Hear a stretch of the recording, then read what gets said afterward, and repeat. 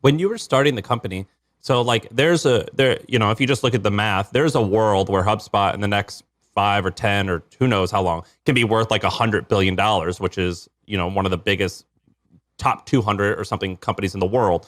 When you were starting the company, did you have a number in your head where you're like, man, I think this can make $100 million a year, or I think this might be $1 billion company, or was it as big as, man, I think this could be worth tens of billions?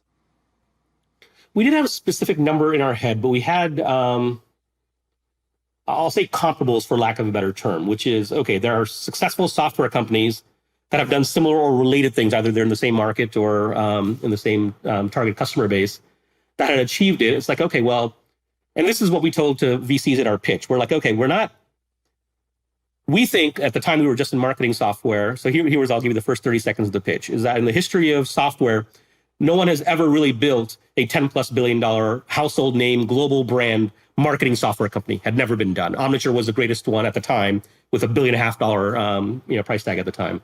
And we're like, and the reason companies have not been built in the marketing tech space is because marketing is an arts and craftsy kind of discipline. It's about the shade of your logo and you're outsourcing a bunch of creative stuff or whatever, but it's not the kind of problem software solves. And our belief was that marketing was increasingly turning into the kind of thing software does solve. Lots of data coming in. You're trying to make decisions around all this stuff. It looks exactly like an industry that software can help with. And so our thesis was that someday someone will build $100, $200, $500 billion software company that's doing the thing we're trying to do. And we said, it might as well be us. We're relatively nice people, and we're kind of committed to this and seeing it through. So, do we think the odds were relatively high that we would pull it off? No. But did we think there was an opportunity to do the kind of thing that you're talking about? Yeah. Others had done it. We were not putting someone on Mars, right? That was not, it's like, okay, well, people have done this before, and this is just a different time. And maybe now the time is right for a new company to do something that, has been done, but better. This goes a little bit to your Pixar kind of vision, Sean. It's like, okay, well, people sometimes give us like, okay, well, what are you going to do that's different? And why is this, does the world need more? The answer is the world does need more Pixars. And so, saying to you like, oh, you don't really need to do that is like telling Elon Musk, does the world really need another car company?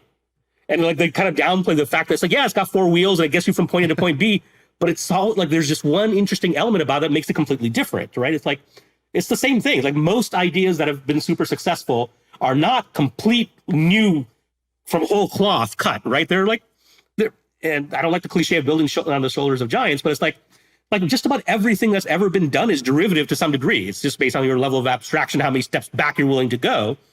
So it's like, okay, yeah, I can see someone building something massive here. It's like, I'll get off my rant. It's like, so we had Facebook, did awesomely well.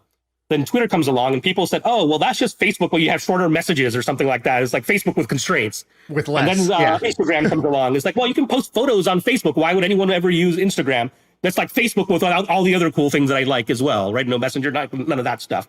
And then TikTok comes along. It's like, well, that's just kind of videos that you can do on Facebook, you can do on Instagram, you can do on Twitter, but it's this. It's like just different enough in a compelling enough way where, and it's still a video, social-based video app, and lit the world on fire, right? It's like, so even something as old as video or as photos is still not over. It's just not over. It's just part of the kind of the human condition right now. Anyway, it's I'm with you, Sean. If you go off and want to do another Pixar, and if you're ever looking for an investor that will make a decision in 24 hours, I'm your guy.